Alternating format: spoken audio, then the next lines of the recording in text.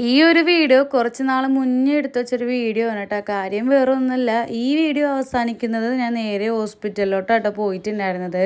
എനിക്ക് രാവിലെ തൊട്ട് നല്ല രീതിക്ക് പനിയുണ്ടായിരുന്നു. വൈകുന്നേരം ആയപ്പോഴത്തേക്കും കുറച്ച് കുറഞ്ഞപ്പോഴത്തേക്കും ഞാൻ നേരെ പോയി കുളിച്ചിട്ടുണ്ടായിരുന്നു കേട്ടോ.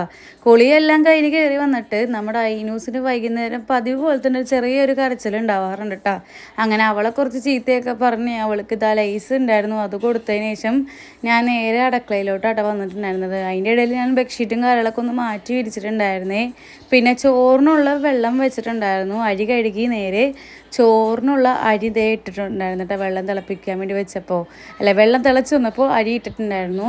പിന്നെ വൈകുന്നേരം ആയപ്പോഴാണ് ഞാൻ കുറച്ച് ആക്റ്റീവ് ആയിട്ടുണ്ടായിരുന്നത്. പിന്നെ വേഗം തന്നെ പയറ് ഒലത്താമെന്ന് വിചാരിച്ചു. പിന്നെ പപ്പടം പൊരിക്കാമെന്ന് വിചാരിച്ചു.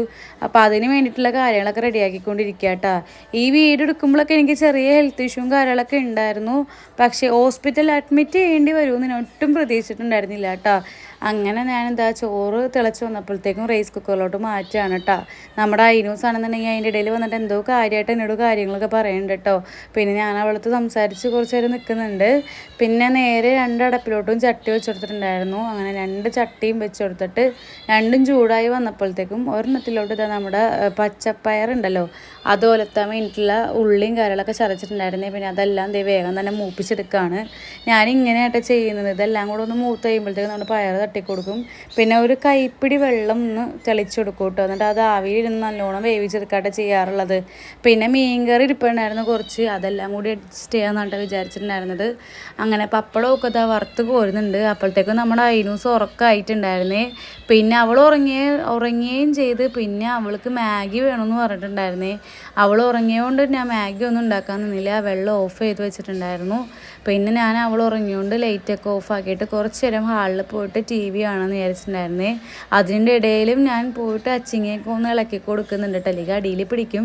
അപ്പോഴത്തേക്കും ഞാൻ നല്ലോണം ക്ഷീണിച്ചിട്ടുണ്ടായിരുന്നു കേട്ടോ. പിന്നെ ഞാൻ കുറച്ച് വെള്ളമൊക്കെ എടുത്ത് കുടിക്കുന്നുണ്ട്.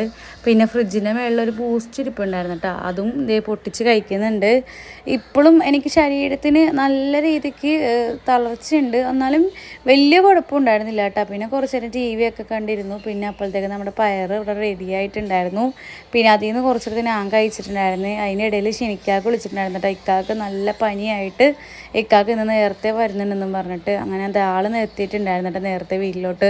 ആൾക്ക് നല്ല രീതിക്ക് പനിക്കുണ്ടായിരുന്നു കേട്ടോ. പിന്നെ വന്നപ്പോൾ തന്നെ ഇക്കാക്ക് മാഗി വേണമെന്ന് പറഞ്ഞിട്ട് ഇക്കാക്ക് മാഗി ഉണ്ടാക്കി കൊടുത്തിട്ടുണ്ടായിരുന്നു. കുറച്ച് നേരം കഴിഞ്ഞിട്ട് ഇക്കാക്ക് ചോറും കൂടി ഞാൻ വാരി കൊടുക്കുന്നുണ്ട് കേട്ടോ. ആൾക്ക് നല്ലോണം വയ്യ. ആളുടെ പനി എനിക്കും വന്നു. എനിക്കാണ് ലാസ്റ്റ് ഞാൻ ഹോസ്പിറ്റലിൽ അഡ്മിറ്റ് ആവേണ്ടി വന്നു. പിന്നെ ഇക്കാക്ക് കഴിച്ച ബാക്കി